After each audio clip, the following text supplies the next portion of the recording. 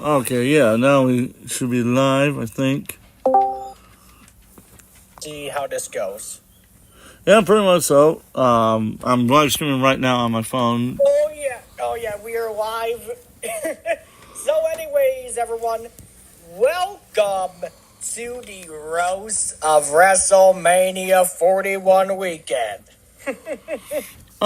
So, I've been wanting to try this from mobile for a while now because I've been hearing a lot of good stuff about streaming from the mobile app. So I was like, sure, why not? I'll give it a shot and see what happens.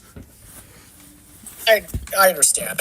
I mean, honestly, your audio seems to be a lot better. So, anyways, let's go ahead and introduce our roast masters for tonight. Fuck you. All right, fuck you. I work on my desktop is the best. See how you feel about me. I was joking around right there. No, don't you dare try to take that back. And Casey's Raw's in the chat. Hey, Casey, how you doing, brother? But, yeah, like we said before, we're here to talk about... Because I would like to show some of this stuff. But, the last time I tried showing stuff... Unfortunately, we got a copyright strike by World Wrestling Entertainment. Yeah, WWE took a shot at me, and then when I appealed it, took another shot at me. And almost stripped me of my streaming. So as of right now, we will not be showing any kind of footage due to the fact that we probably could get another strike in that case.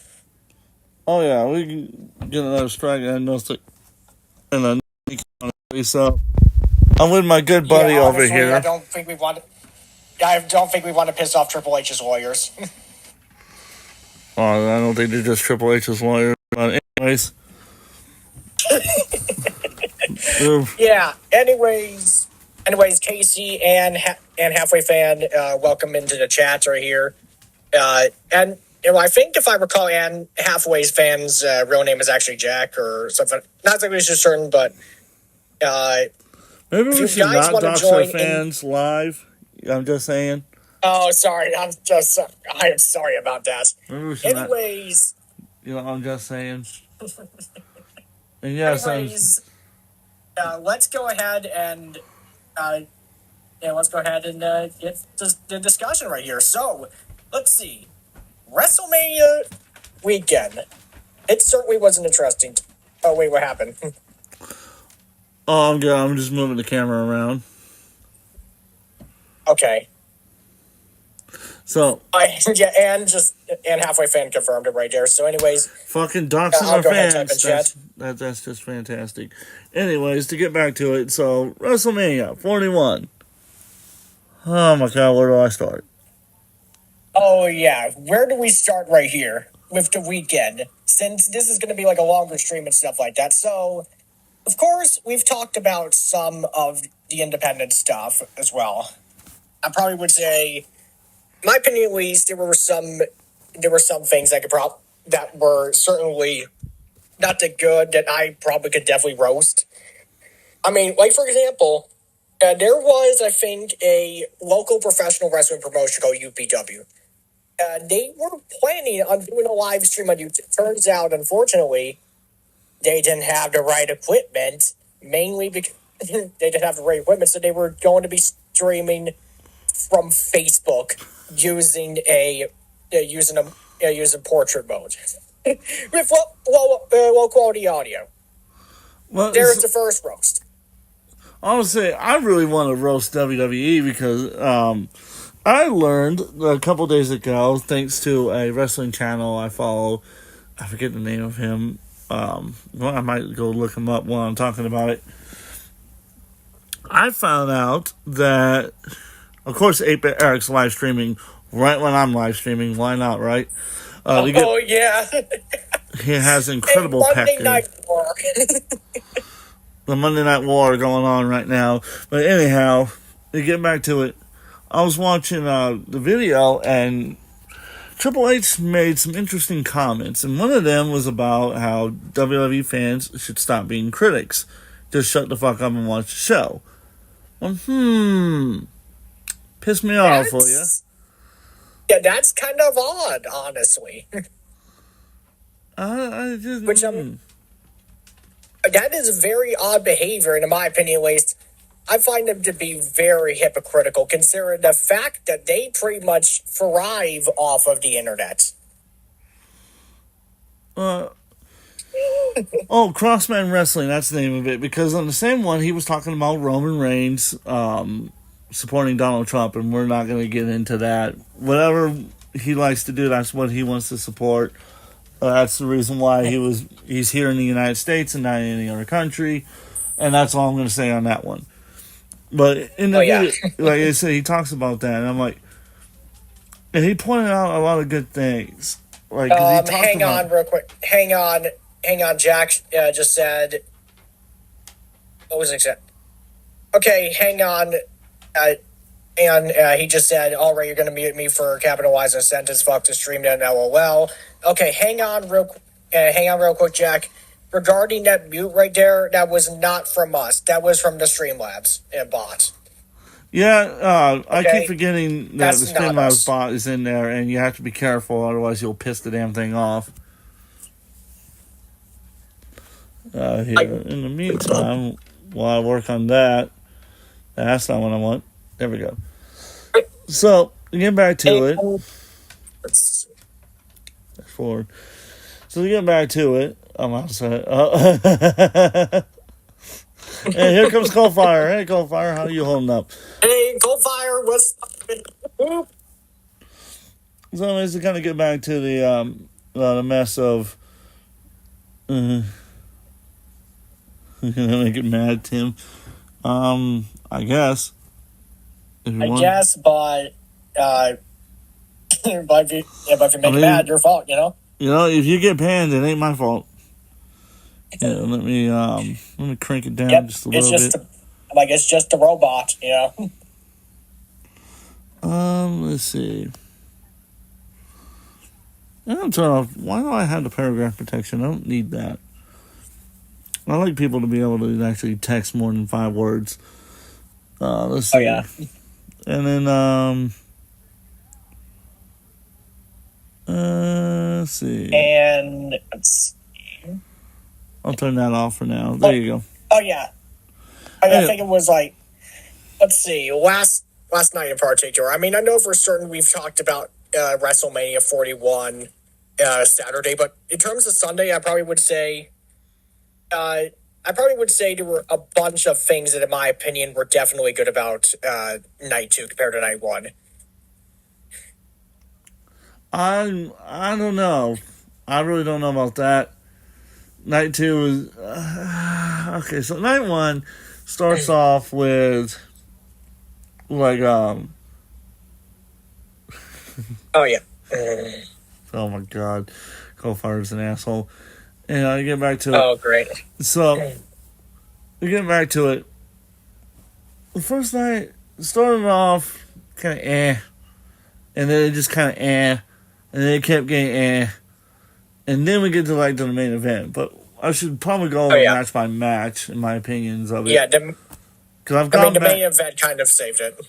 Because I went back and kind of watched some of the matches, and I was like, yeah, I didn't really miss much. Because the first match, it was good for what it was. I mean, in retrospect, I can kind of see why they had Jey Uso win the way he did. But I still don't like it, but that's just my opinion. I don't like it. People are open to disagree with me. I'm not going to sit here and pretend like I'm some super genius when it comes to wrestling like that. But let's see, what was the second match? That was Naomi and who was it? Jay Cargill. Yeah, Jay Cargill. The only good thing about that match was that her nipples kept slipping out. And I think that was probably unintentional in that case. Yeah, the bra was too big for her, but it was pretty funny. Nipples just kept slapping out. Just whoop. And to all the men that got the screenshots of it, thank you. Oh yeah, even though those fans that got the screenshot may be a bit horny. Hey, you know what? I'll take it. But Especially considering the fact that, I mean, Cargill, she was from AEW, and that most of the time that she was with WWE, she spent most of her time in NXT. I fucking said that. I can't believe I said that. That's I can't believe I said that. That's fucked up for me. Yeah, let's get back to it. So, the what was I gonna say? Because I got distracted by the stupid comment. Let's see. Oh yeah, there were I think some things from night one that also gone viral as well. For example, the irony is that there was a Hatchet Man sign at WrestleMania 41, I think it was, right around night one. If you don't know what a Hatchet Man is, that is the symbol for the Insane Clown Posse, essentially. Like, that right there is basically an Insane Clown Posse emblem that they use for a lot of their different logos and stuff like that, including their record label and Juggle Championship Wrestling. However, Juggle Championship Wrestling, they were originally going to have a free Lunacy taping, or probably even a live stream. Not exactly certain what the details were, but there was supposed to be one after WrestleMania 41, Saturday, at Neonopolis Mall. But according to one of the wrestlers, Tarzan Duran, the show got canceled due to the fact that the venue didn't want any more wrestling there after seeing what was going on the weekend. I don't know exactly what it was, but hey, honestly, you could probably say Neonopolis, go ahead and go fuck themselves, you know? I was going to say, as far as I'm concerned, the biggest thing I want to make fun of is what happened with WWE and that fucking god-awful WrestleMania, because it really wasn't that good. Because the other thing, because, the women's minute heavyweight title match I thought was okay. I didn't really care for it. Or was it the Intercontinental belt? I don't know which one it was. Might have been the Intercontinental belt. Let me go ahead and try and see your Sunday. Let's see here. The IC title was Dominic Mysterio and versus Braun Breaker, Finn Balor, and Penta. No, that's the male. In which Dominic got the title. Yeah, Mysterio! You totally missed that I said women's and not men's. Oh, yeah. Oh, yeah. Next match right here. One again? See your Sin City Street Fight. I seen that live. Drew McIntyre versus Damian Priest. Oh, we're talking about night two now? Are we just skipping night one? We already talked about night one. I want to rant a little bit more about the main event before we move to night two. I want to rant more about the main event, because what the fuck was that pedigree? I want a fucking pedigree. Exactly. What the fuck was that? That was Roman Reigns just six flops, just blop one more time for good measure, just blop right there. I would probably say that was more of a pedigree spear. That wasn't anything. That was Roman Reigns fucking delivering the most devastating body splash to the ring I have ever seen in my entire life. And Seth Rollins just happened to jump at the right time. Damn. That was so bad. That was the worst fucking thing I ever saw. And then Seth Rollins butchering the fucking sharpshooter was... I'm surprised Bret Hart didn't have a damn heart attack at that one. Oh, yeah. And the irony being that the godfather of of hardcore wrestling in the United States decided to side with Seth Rollins. That was the only good part about that whole match. Despite the fact that Heyman was also very loyal to Roman Reigns as well, and even basically referred to him as yes, my tribal chief. As if he was some kind of assistant, you know? Well, I love that was the only good thing about it, was him betraying and Seth Rollins winning. That was the only good thing about that. So we move on to night two. And it starts off pretty good. It starts off actually very promising with the women's heavyweight title match. Io Sky versus Bianca Belair versus Rhea Ripley, which Rhea Ripley. all of them had great outfits. The wrestling was good. A little too predictable for my taste, but the wrestling was good. Neil Scott won. I was kind of Rhea shocked. Ripley was. I mean, like, I honestly like Rhea Ripley is more of like a heel when she was with the Judgment Day, you know? It don't bother me. She's hot no matter what. True. Oh, bullshit. You don't like her. Let's see her. Bullshit. Don't you lie to me. Hey, let's see D. Oh, man. Anyways, let's see here. Sin City Street Fight. Drew McIntyre versus Damian Priest. That was good. I like that. I love the Doom intros for both of them. I love that fucking Slayer came out. Fucking Slayer came out. There's my fucking charging equipment. Doom Slayer. I was wondering when I put my charging equipment. Honestly, that was so amazing. Oh, dude, it was. And I would say there was like some other great stuff as well. Like, yeah, you know how like in terms of the entranceways, they would usually have like just a single screen. Oh no! They decided to go with a sliding door for the WrestleMania 41 entrances.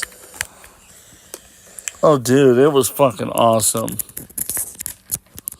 Oh yeah.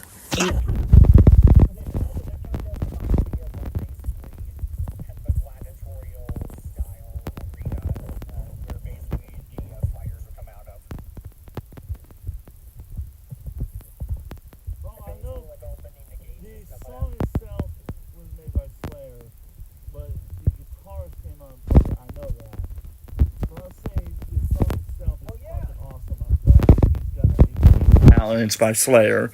That's what I'm stating, Eric. Yes. That's what I'm stating.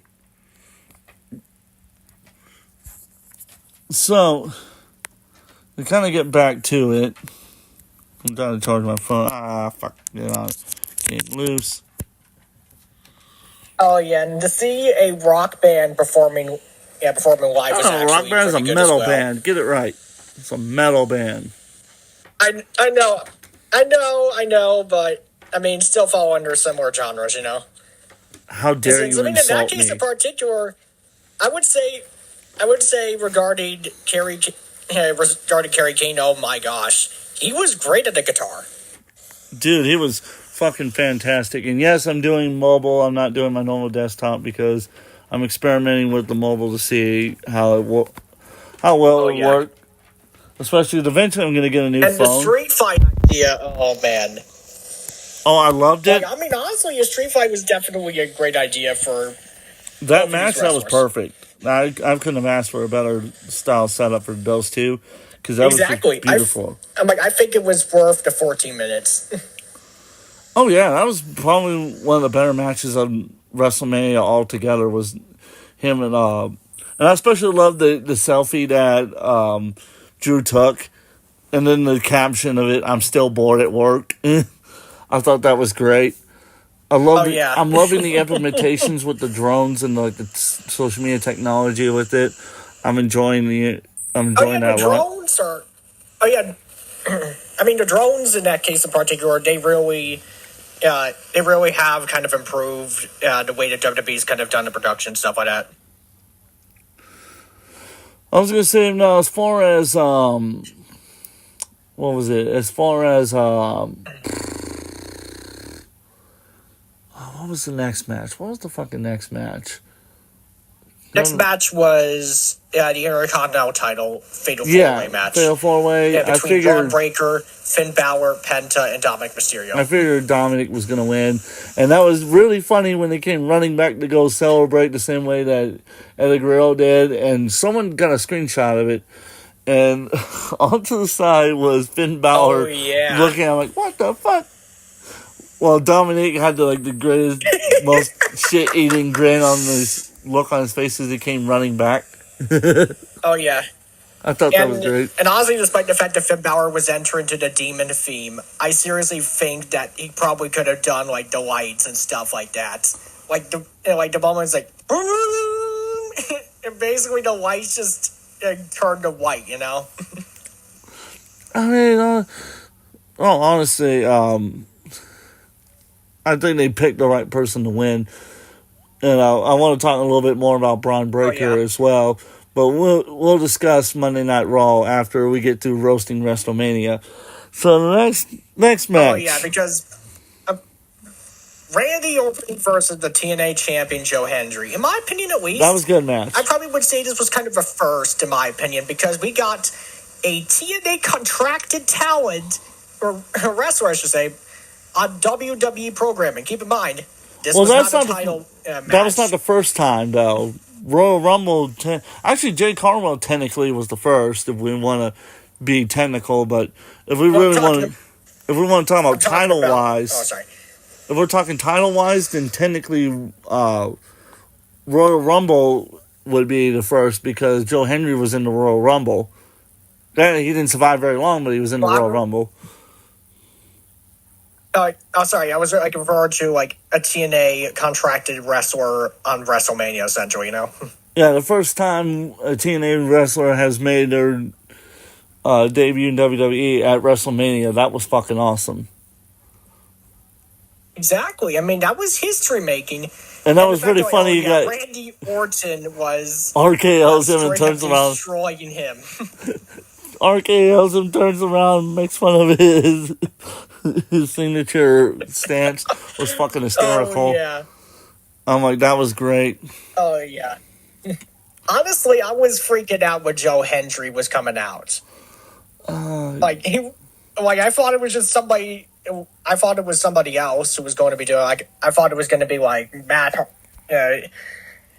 Jeff Hardy or someone, or I wasn't actually too certain. Maybe it was Nick Aldis. I thought. Nick Aldis would probably have been a good one as well, but turns out Joe Hendry decided to come out with his signature fame and stuff like that. He was like, say his name and he appears. I believe in Joe Hendry. Clap, clap. Jesus. Oh, man. Honestly, some people just cannot get enough of that guy, you know? Well, he's got a good gimmick, don't get me wrong. True. I mean, he's basically he's an all-around wrestler in that case, you know? I was going to say, now, as far as, what was the next match? Wasn't there a women's tag team match, if I'm not mistaken? Oh, yeah. And the minute the match was over, merch for Joe Hendry's dropped on WWE shops.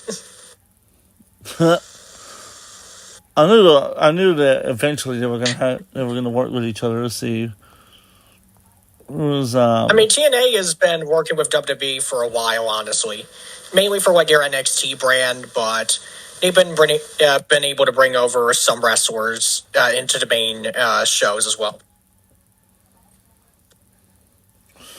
Especially considering the fact that Jordan Grace never really appeared as a signed wrestler on NXT program. I mean, in terms of WWE signed, you know? Oh, let's see here. Because so far, I think it was because so far, mainly the wrestlers who have been on NXT have appeared on TNA, Impact, and stuff like that. Pretty much been Braxium, and I think there's a couple of other wrestlers as well that were involved as well. Oh, yeah. I don't know what I was going to say now.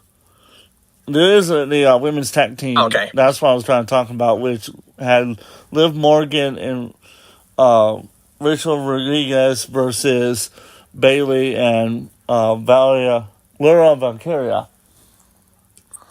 That's a fucking tongue twister and a half. Definitely a tongue twister, indeed. And Liv and Michelle both retained the titles, which makes sense. Although that was pretty fucking funny that Bayley, at every opportunity she got, kept hiking up Liv's underwear and her stockings. Oh, yeah. So she kept getting a massive fucking butt crack. Oh, yeah. Now we're skipping matches right here. Let's see. Oh, yeah. The scammer Logan Paul versus the high-flying legend AJ Styles. Honestly, I would say that match would have been great despite the fact that Logan Paul actually beat AJ Styles, which honestly would say not really a good call when you got somebody who's been running Ponzi schemes.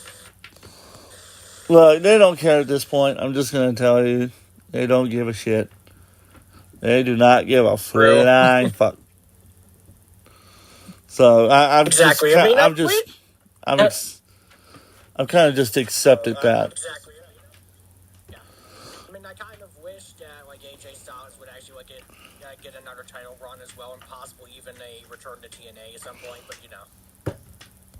Well, that would, I highly doubt he's going to go back to TNA. I really doubt he's going to go back to TNA. I mean, he did say that. I think it was one time in an interview that he wanted to try and go back to TNA for one final match or something. Probably for retirement when he's retired in WWE, go back and have one more good run or something like that. Yeah, which I have a feeling that probably would have been at Bound for Glory or something. Anyways, let's see here. The undisputed title match. The American Nightmare, Cody Rhodes, who, of course, their fathers had a history with before, in terms of his family. Oh, you mean dealings with his father, Dusty Rhodes. Oh, yeah, and his brother, Dustin. Versus what was the nickname I was going to give to John Cena here? All right, you can't see him rapping Doctor of Thugonomics, John Cena. Honestly, I would say the match was definitely hyped up for a long time. Of course, the promos and stuff like that. Like, they even had some of the best promos on SmackDown and Raw this past week.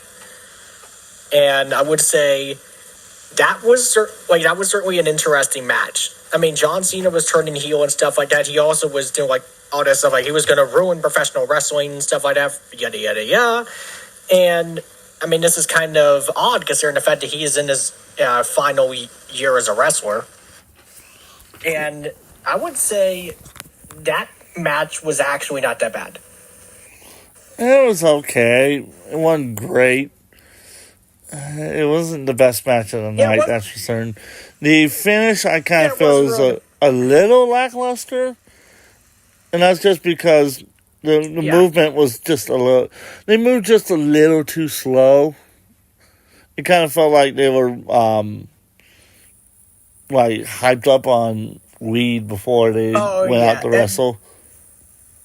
And I don't know... Exactly. And then the commentators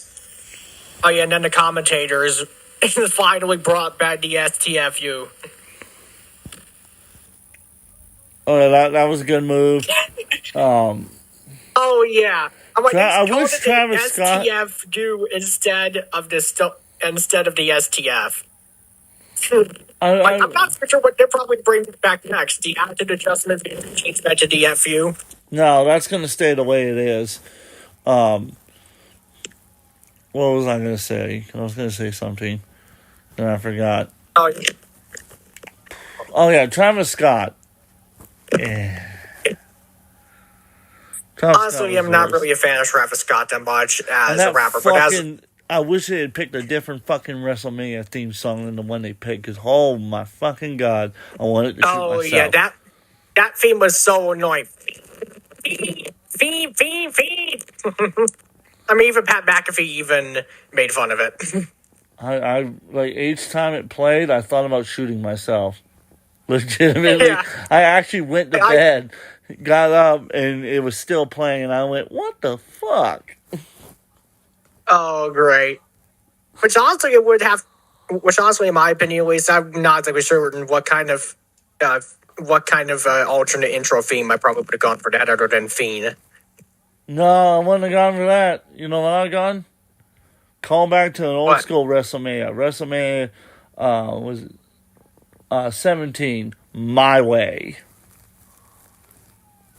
Oh, yes, that would have been awesome.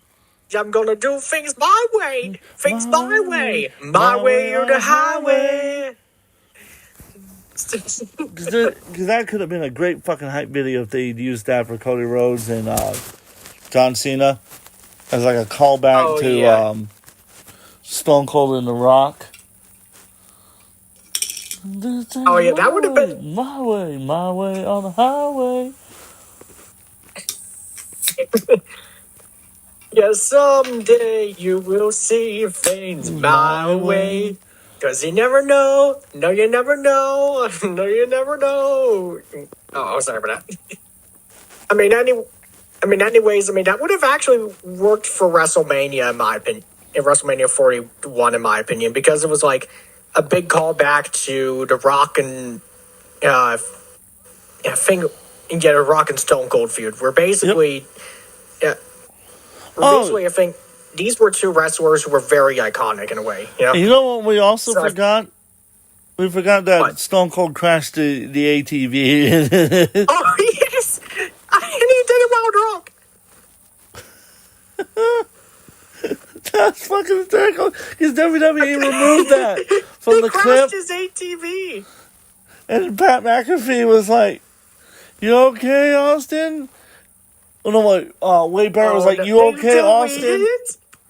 He was, "You okay, Austin?" And then Pat McAfee goes, "I think he had one too many Steve Weisers."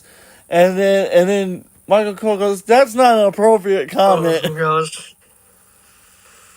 Oh my gosh. I have a feeling that WWE censored that. But they cut the whole thing out.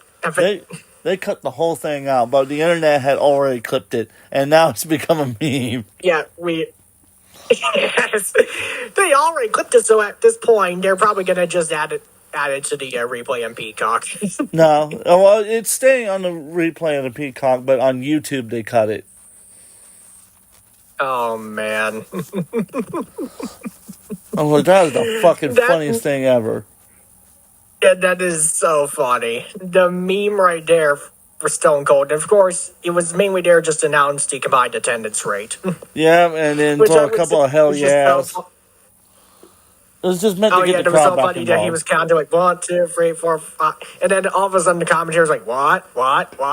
Yeah, that was Pat McAfee going, "What? Yeah,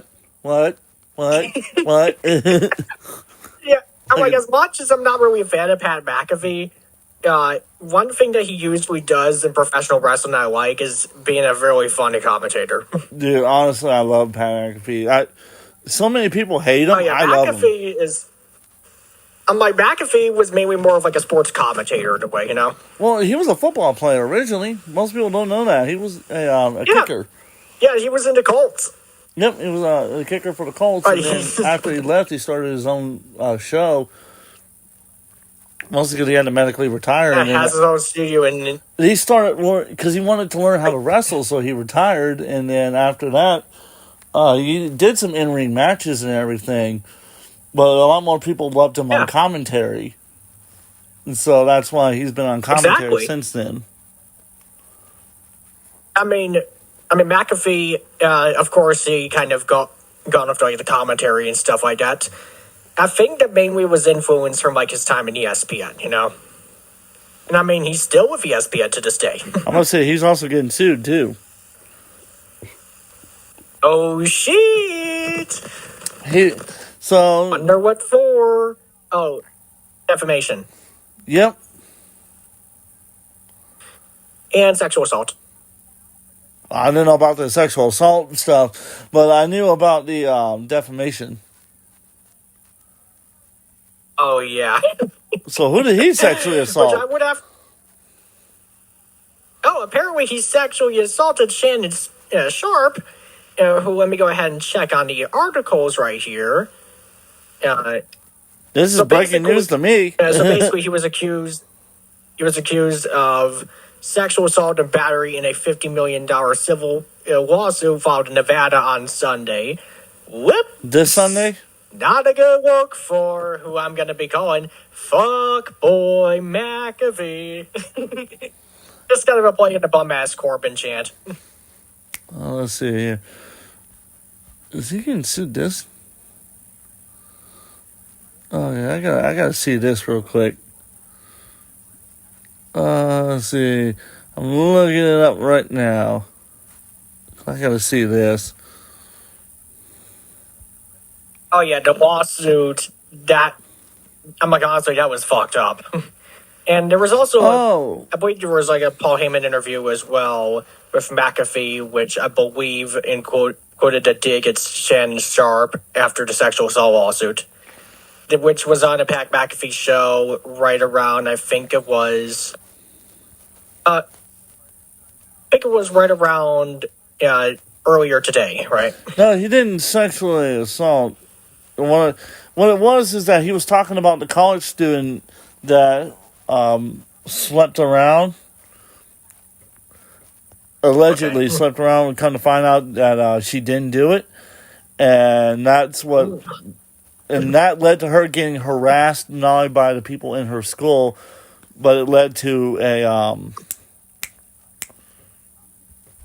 sound like someone. Fuck.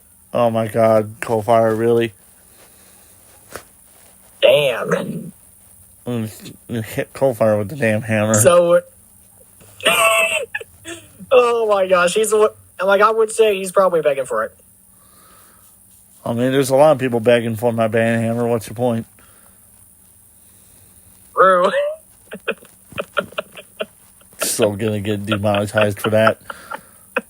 Oh my gosh. Oh God, Coalfire, why you gotta make it sound sexual? What the fuck's wrong with you, man? Oh, what's going on with you? So I'm reading an article here that goes, Pat McAfee promises to make some sort of civil lining after sharing viral sexual rumor about college student.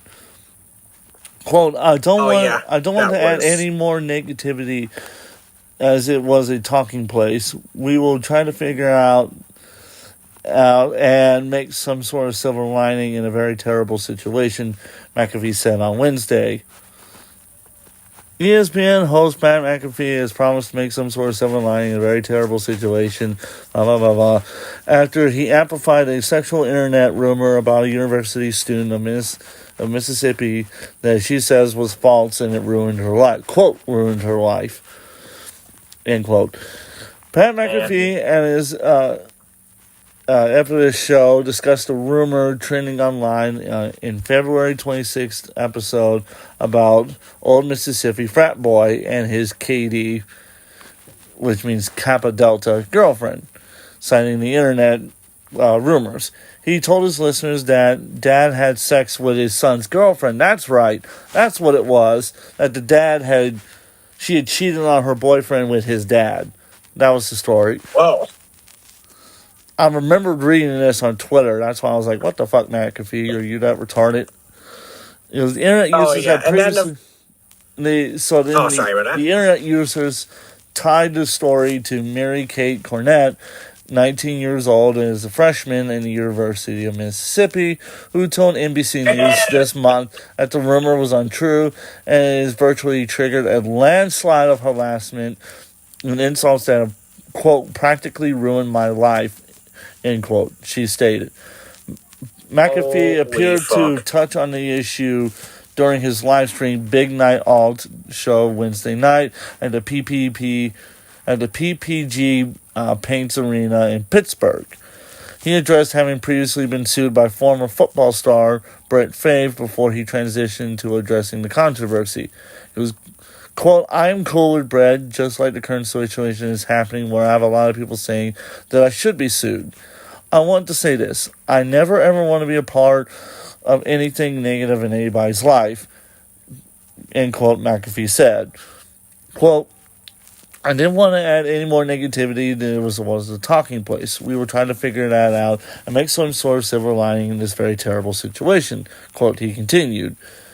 Quote, so you can have that promise from me. It won't be as impossible to be a fan of me going forward, end quote. He also shared a clip of those commenting. I'm going to hate the texture of my blanket on my bed. Of a clip of those comments on X on Wednesday evening. I'll never forget my first lawsuit. We're good, brave. I never want to add any negativity in this situation. He puts crying, laughing emojis. To continue on with the article from NBC News, they're not always the most trustworthy, but they seem to be doing a pretty good job.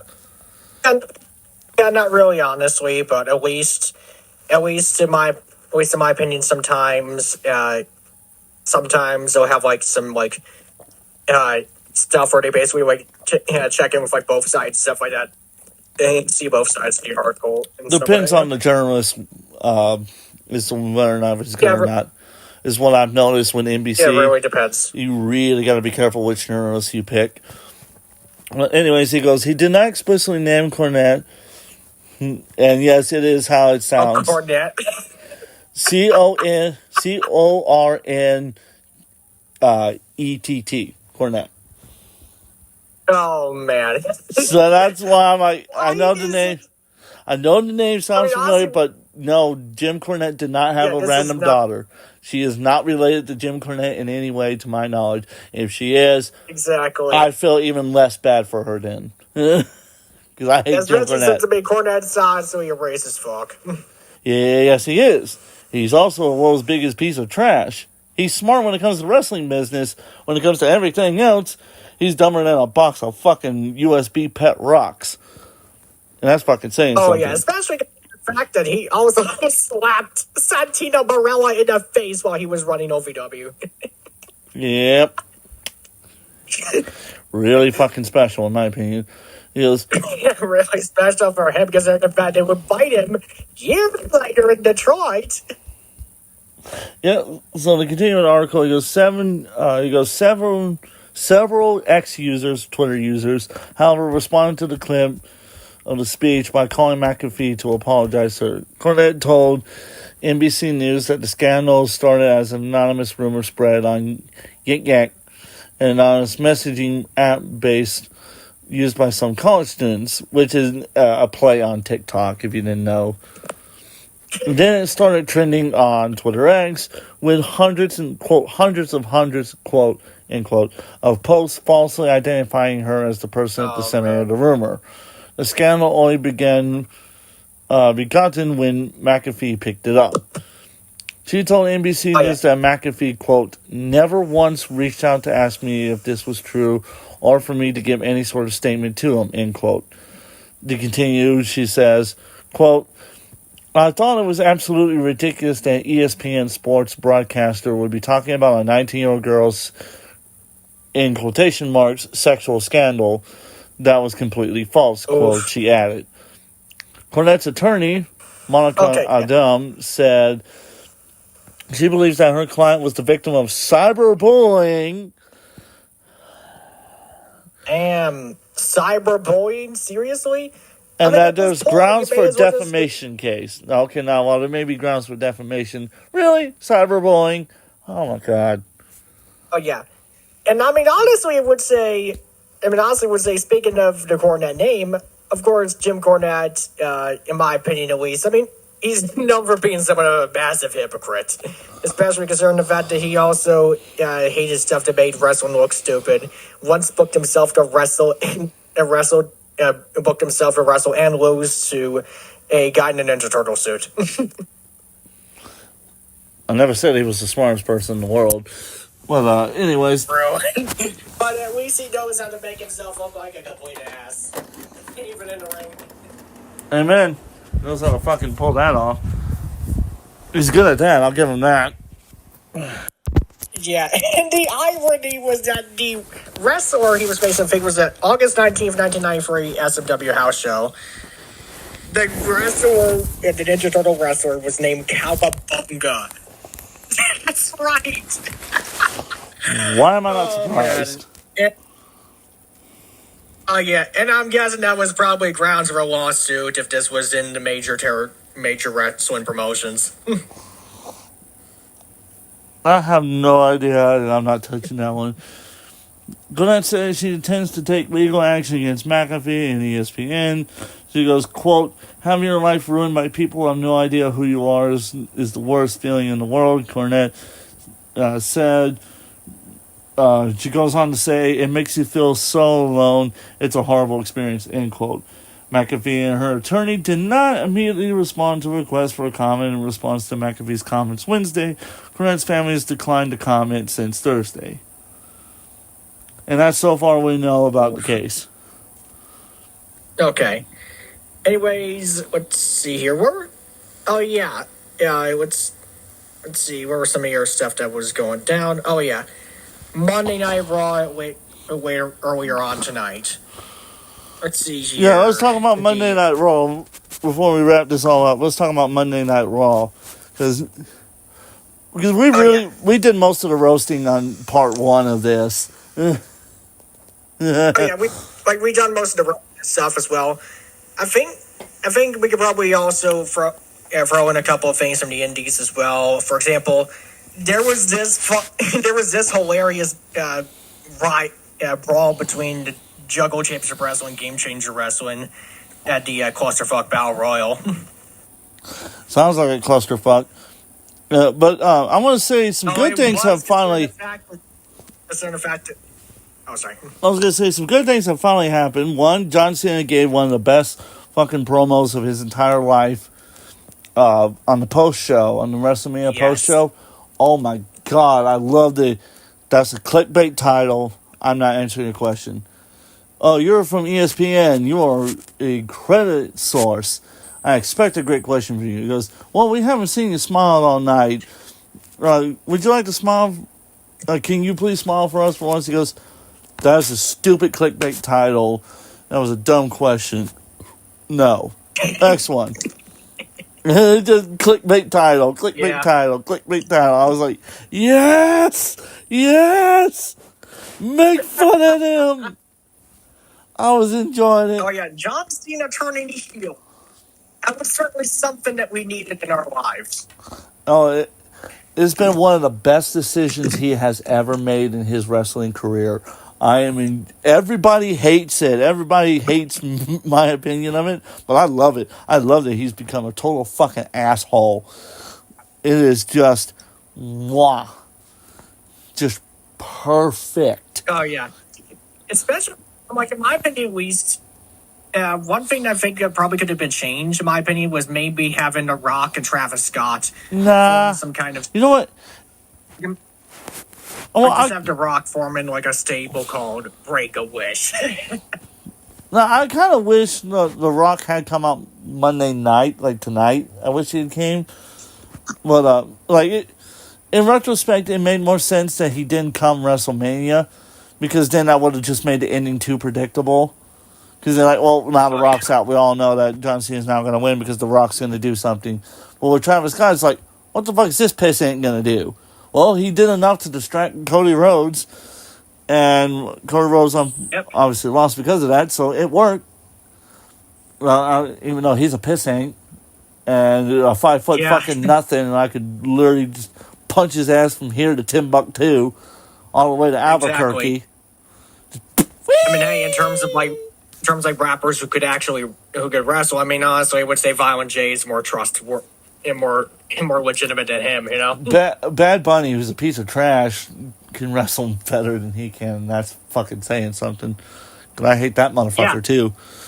Yeah, exactly. With Violent J, he was pretty much trained by I think it was a couple of wrestlers and stuff like that to do wrestling since I believe in terms like that sort of stuff. Violent J, Shaggy Jadoba, the Insane Clown Posse, they actually got themselves trained to do professional wrestling, and even got their sights set on wrestling well before get into their rapping and stuff like that. I was gonna say, but as far as some other stuff, some other wrestling stuff, what else? Something else I was gonna talk about. Oh yeah. Yeah, so let me discuss a couple of things from Monday night that I watched, because I watched some clips before I hopped on here. The first thing I want to say, I'm happy to see Rusev back and him whooping ass right off the bat. That was fucking awesome. Love it. Absolutely fucking love it. Oh, yeah, Rusev. He returned. Yeah, he's fucking back. Interesting. He is fucking back, and I'm so happy to see him back. Oh, yeah, that guy, I think, was... basically, Rusev. He was Miro. Yeah, he was buried when Vince had him after he stopped being Russian, but now that he's back, oh my God, he's in fucking great shape. Holy shit. He's fucking scary. Oh. He looks scary. He was in AEW well before this as Miro, and he didn't really have the best time there, but I would say, yeah, it was. I mean, it was kind of worth it considering the fact. I mean, at least he did manage to wrestle. So I would say, in terms of like his entrances, nothing in terms of like Rusev's entrances will top WrestleMania 31 when he showed up in a tank. I'm not kidding, a literal T-55 tank. That was an awesome entrance. But they even had artillery cannons on the stage as well, with the Russian national anthem playing. Oh my god, it was so awesome.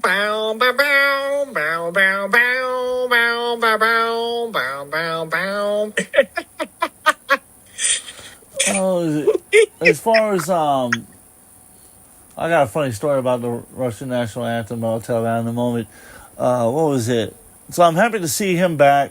I hope Triple H does a better job booking him than Vince did with his crew. I really do hope they actually book him right this time. Like I said, I'm happy to see him back. Sorry. Completely surprised to see Braun Breaker become a Paul Heyman guy. That was a total shocker. Oh, yeah. So yeah, I saw that live, and I was like, holy shit. I'm very curious to see where that goes, in my opinion. Hopefully they do a fantastic job with it. I would love to see that be handled beautifully. Same here. Yes, and so far I believe in terms of like what Rusev was going for was Miro. Let's see here.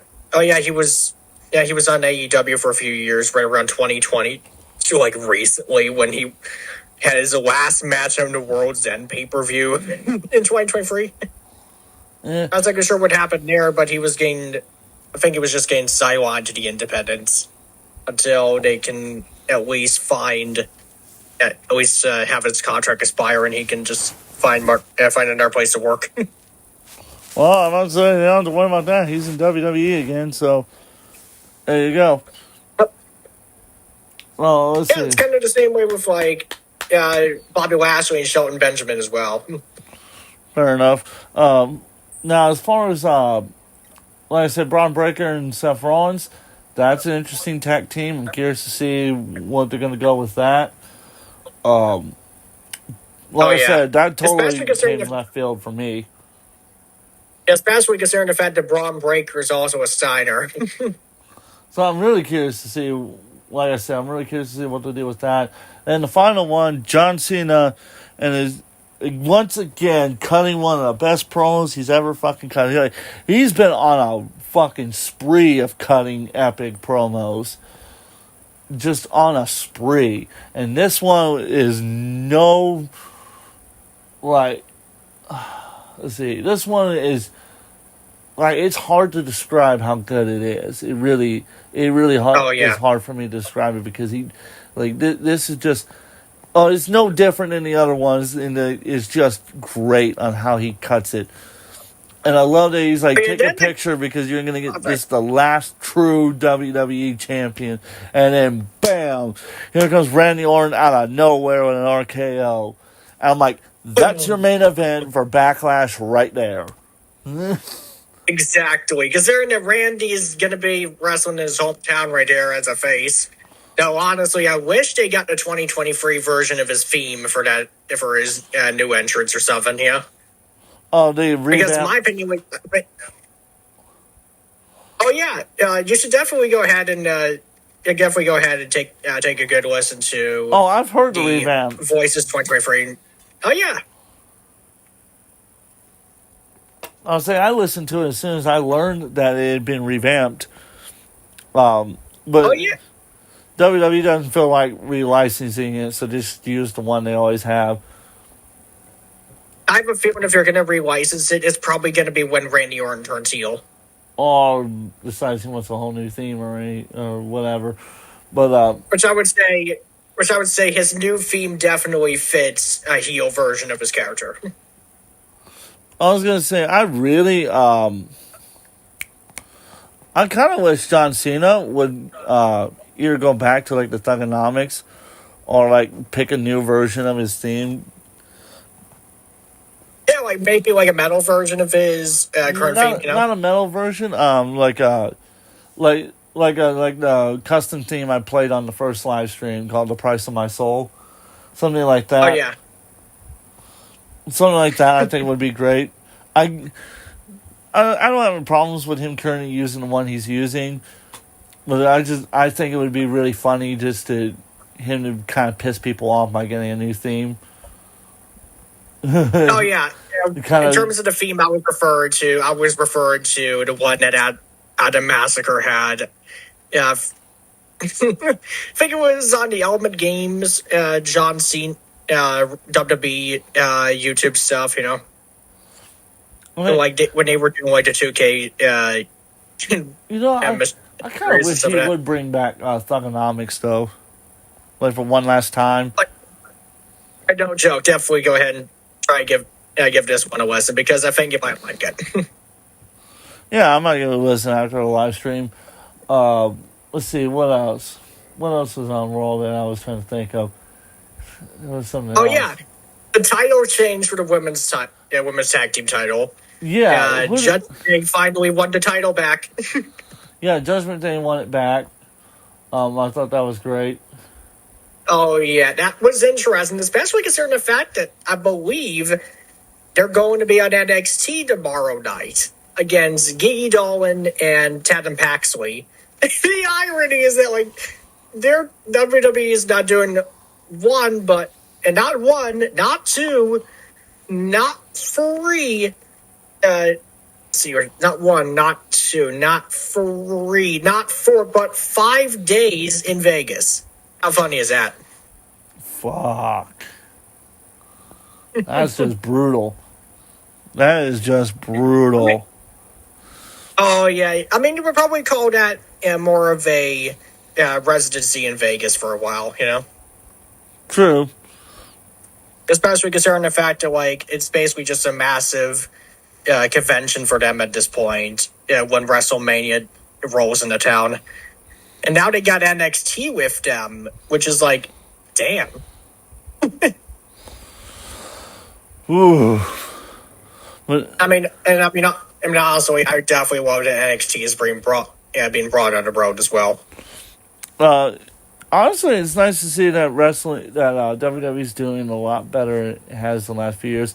Now, granted, not every match has been good, and most of the storylines have sucked. But those that are good. They're worth watching. Like John Cena right now, really, in my opinion, is probably the most popular he's ever been in the longest fucking time. Yeah. I'm really happy they pulled the trigger and made him a heel. I'm really happy they did that. Because I really didn't think they would. I was hoping. I didn't think they would, but they did. And honestly, that's what's kept me intrigued and wanting to watch more. But overall, I'm going to give my actual thoughts on WrestleMania Night 2. And you can give your thoughts. We're going to rate it. Then we're going to get out of here. Yep. And let's see. Oh, yeah. There was also the Intercontinental title match, I believe, between Dominic Mysterio and Penta. It was a rematch as well, the irony. But it had Carlito and Finn Balor, of course. That match, I believe, lasted for about 8 minutes, 2 seconds. And really, it was an okay match, I would say for certain, but it was kind of short, Did Dominic keep the title? Dominic retained the title. Makes sense.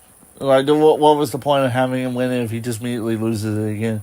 If he just immediately loses it. Exactly. It's not like Kane in that sense. For example, it wouldn't be where Austin wins the heavyweight title back from Kane. I mean, I can understand the Judgment Day winning back their title and stuff like that. They pretty much had one more shot to get the title, and it was on Raw. I believe they, in my opinion at least, they really pulled it off. Right. Anyways, let's go ahead, and I'm gonna go ahead and get my thoughts. WrestleMania Night 2 was better than Night 1. It had the better matches, in my opinion. Better payoffs. The main event kind of sucked, but at least the right person won, and I'm happy. And So overall, I would say WrestleMania Night 2 gets a 7 out of 10. What do you think? Yeah, and I mean, I would say that was actually even better than Night 1 in my opinion. And let's see here. And let's see, regarding what was going on with, Paul Heyman on the WWE's official roast to WrestleMania. Oh gosh, he had something to say. Oh, he roasted a lot of shit. He was brutal. He was fucking brutal. But what's your thoughts? Did you like wrestling? What is your, I should say, your overall rating of WrestleMania Night 2? I would say in terms of like my overall ratings of like WrestleMania 41 Sunday, I would say give it like an 8 out of 10. There were interesting matches. I mean, I'd say the majority of matches on the show were actually better than for night one, in my opinion, at least. And probably the only takeaway would probably be the ending in this case, mainly because of the fact that like John Cena was. I'm like, it was somewhat of a predictable ending considering the fact that John Cena was on his last run, but please, at least try and make it, try to spice it up or something, you know? Right. So, overall, WrestleMania 41 gets a boo from me, overall, because most of the matches were fucking boring, or had lazy payoffs, lazy booking from quite a few of them, and I mean lazy fucking booking. And the second, and Cody Rhodes' match, again, the right person won, but the fucking match sucked. Like, it started off good, and then it just, I don't know what the fuck happened. I don't know, John Cena and Cody Rhodes may have hit the bong a little too hard before they went out. Maybe they ate too many of the friendly brownies, if you know what I mean. And then there was the El Grande Americano versus Rey Fenix match. Like, honestly, what the fuck was WWE faking with El Grande Americano? I mean, that is probably the worst mask I've ever seen for a luchador. The shittiest fucking thing I've ever seen in my entire life. We all know it's Chad Gable. We all know it's him. Yeah, Chad Gable, come on. Remove your mask, dude. Like, who gives a shit? Who gives a shit you're wearing a mask? Like, so crap. We know you understand, so take the fucking mask off. Like, no one gives a fuck about that. And then the other thing that gets me, too, is, again, the first night main event, the fucking non-pedigree that was Roman Reigns delivering the world's most powerful body splash to the damn ring, and then him having to put himself in the Anaconda device, which, by the way, that wasn't even the Anaconda device at all. That was, I don't know what the fuck it was. All CM Punk did was just wrench on the back of his neck. That's all he did. Bend his neck the way your neck is meant to bend. So it's like, what the fuck? You weren't choking him. You weren't hurting him. You were just stretching his neck out. And Roman Reigns is screaming? Really? Oh, and then Paul Heyman just did a low blow to Roman Reigns, and that was like, I mean, I would say that was kind of shocking considering the fact that Heyman basically just betrayed them, you know? Well, I'm going to say, we can't forget CM Punk. CM Punk's is funny because he actually almost hit him for fucking real. If CM Punk kept moving, and if he had moved one more inch, Paul Heyman would have actually nailed him right in the balls for fucking real. Oh, yeah, probably would have destroyed his balls. By the way, I also want to comment real quick on CM Punk's gear. His trunks did not fucking fit him. Whatsoever. And you could see it because the black undertights was clearly visible. Like, from a mile away, you could see that. Yeah, thankfully, Paul Heyman has children, so he won't be. So, honestly, the pain wouldn't really be that big, you know? Oh, is it Roman Reigns low blow? That was really funny that Paul Heyman twisted his arm. The funniest part of the whole thing was when he punched Roman Reigns around the balls, and Michael Cole goes, "Oh, you piece of garbage!" And then you hear Pat McAfee in the highest pitched voice possible, "You son of a bitch!" Damn. I forgot about that. And me and Buck were talking about that, and we went back and listened to it. And he's like, "You son of a bitch!" And when Bert's like, "You okay?" Oh, yeah. I mean, I would say the same thing as well, because in fact, I mean, Heyman, I believe, was more of like a manager in a way, rather than a wrestler. Well, that's Especially not. considering the fact that, That's all we're talking about. We're talking about the fact that Pat McAfee's voice went from tender, like a tender low voice, to like the most a cappella voice you ever heard in your entire life. Just, like, holy shit! I didn't know he could hit those notes. It's like Paul Heyman when fucking low blowed him right before he hit Roman Reigns. Oh, damn! And then of course, I think there's the yes. Oh yeah, one of the wrestlers destroyed the commentary table one time. Oh, that was Roman Reigns power bombing. Oh yeah, Roman Reigns. Like at first, he basically just power bombed straight from the Spanish commentary desk to the English commentary desk, and oh my gosh. I was like, and I hated the tables. Absolutely hated them.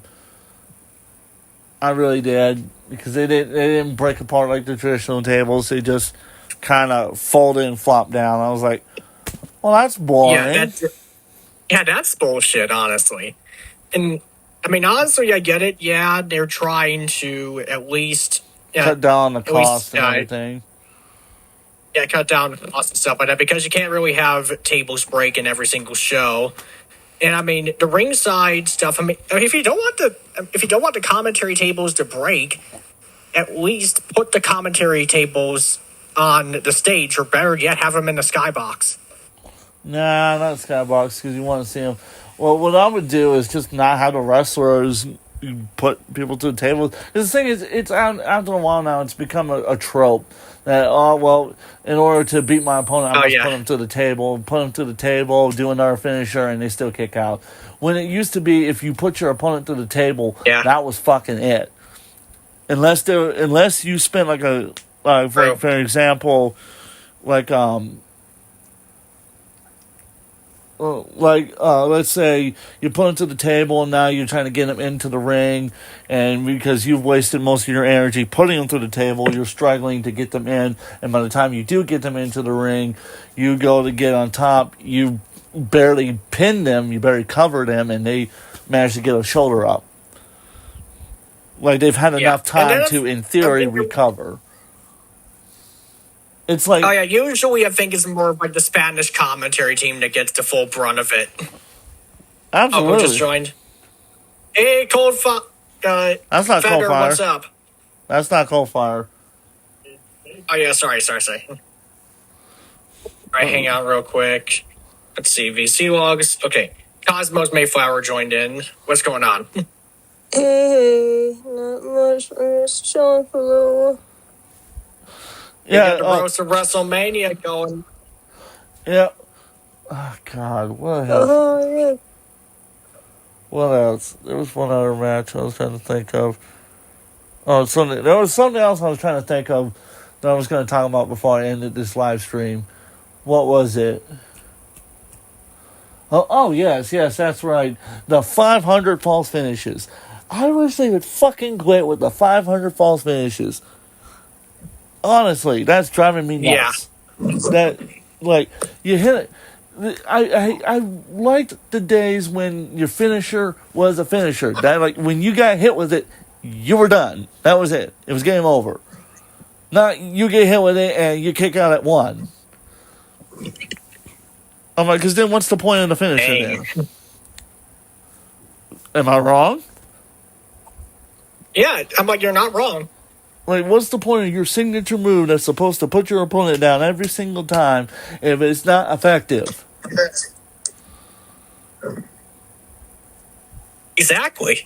Like, the DDT is now a joke. But when Jake the Snake Roberts and my dad used to use it, it'd put their opponents down. 1, 2, 3. You were done. You got hit with it. It was over with.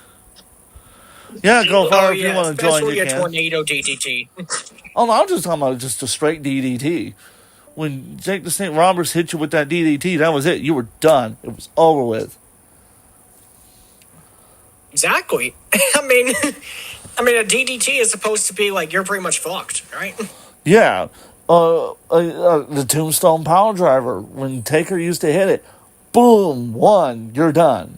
It made sense that someone like Kane could survive a tombstone like that. It made sense that someone like Vader could survive a tombstone like that because they're big men, they're big brute men, so they could take the heavy hits like that. It made sense. Yokozuna, obviously, he couldn't lift him up to tombstone him. Yeah, especially considering the fact that Jake the Snake, even though he gave the finish his famous name and stuff like that, the earliest known practitioner of the move was a Mexican wrestler called Black Gordman, who frequently used it during the 1970s before Roberts popularized it. And I think, though, rumors as to what the DDT actually stood for was, I think, Damien's Death Touch, Damien's Dinner Time and stuff like that, Damien's Death Trap and stuff like that, you know. It's the name actually comes from a real poison.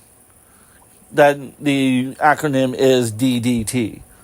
I forget what the poison is, the actual full name of the poison, but this is pretty much similar to. It's from the same family that cyanide comes from. Okay. Yeah, it's a like that's why he named it a poison, because the idea was that when you got hit with it, you got killed with it. Because the way the move is set up, it's a straight drop down onto the head and neck. The idea being that he's breaking your neck and breaking your skull, killing you. That's the idea. Yeah. Like the power driver, the idea of the power driver is that I'm breaking your neck when I hit you with it. The tombstone was meant to be the representative of a real life, like a taker placing a tombstone on your grave. The physical manifestation. And in that case in particular, the tombstone is more of like a variation of the pile driver. And the irony is that WWE actually banned pile drivers well before, you know. Well, they banned it in the 2010s. Because, one, most wrestlers weren't properly trained on how to do the pile driver and how to take the pile driver. And two, because of all the concussion, the big concussion scandals and everything that led to multiple unfortunate wrestlers' deaths. I also would say, in regards to Chris Benoit's death, I seriously think that the concussions really had something to do with it. I've given my opinion before on it. I don't think he did it. I'm fairly confident it was a fucking setup, knowing the case around it and knowing, unfortunately, the family and whatnot. Yes. But, again, I'm not here to discuss that. Especially since autopsies have also said that that his brain was basically at the state of like an Alzheimer's patient, you know? Again, like I said, I'm not going to discuss his death and what happened with him and whatnot. That's not what I'm here to discuss. Yeah. Exactly. The point I want to get across is that the move like that got banned because people didn't know how to do it and people didn't know how to safely take it. So, might as well ban a move. Because the DDT is pretty easy to figure out how to take it. Just relax your head. Yeah. Literally, as you're going down, relax your head, press up, push up with your arms, boom, flop back on your shoulders and upper back, and bam, that looks devastating. Yeah. Or you can drop to your knees. Like, there's many different ways you could take the DDT that would be safe.